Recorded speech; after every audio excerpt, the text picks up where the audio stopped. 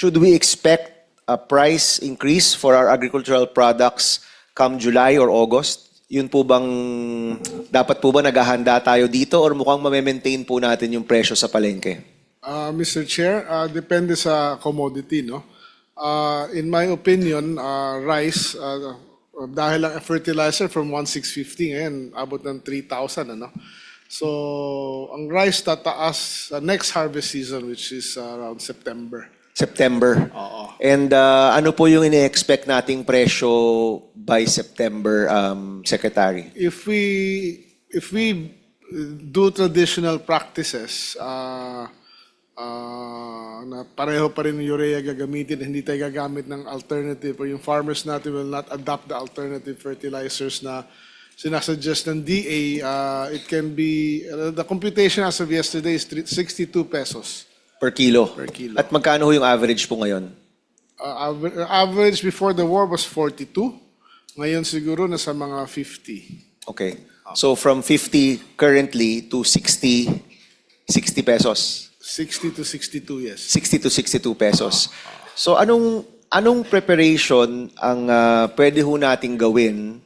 Kasi September pa po yan. So we have like 4 or 5 months pa, di ba?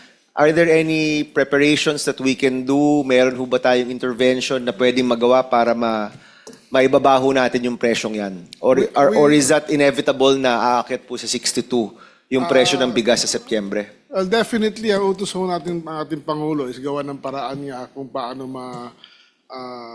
mabababa yung average, no? While there will be still premium rice and there will be low-cost rice pa rin in the market. Ang low-cost, yung sinasabi kong 62 is the very good... yung kadalasang binibili o gustong bilhin ng kababayan ho natin. So, but of course, meron kang... at that time siguro, meron kang mas mura na 55, which is ngayon 45 yun eh. Diba? So, yun yung range. Meron kami napag-usapan din sa DA, and we consulted the industry, the rice industry just Monday with the millers, the farmers, the importers. We're looking into rice blend. Sorry po? Rice blend. Rice blend. Imported rice na mura, local rice na... Mas mahal ng konti. Mas mahal ng konti. Napag-usapan kahapon na pinapagawa na namin to try is a 70-30 blend. So with that, kung mag 70-30 or eventually 60-40 or whatever it is, because we have to support our local rice. So we want 70-30 para tatakbo yung local, tatakbo yung imported, hand in hand. So bababa siguro yung, kasi ang landed cost ngayon ng imported rice is only 33 pesos to 34 pesos eh. But by that time, we're assuming na that landed cost will be 40 pesos. So yung 40 versus 55 siguro na, or 50, retail kasi 62 sinasabi ko, no? Wholesale na mga 52, pag binlend natin yon, bababa ang average din ng konti. So that's one. The second plan is, we've been trying sa DA for the last week, no, with the samples given to us by the corn industry.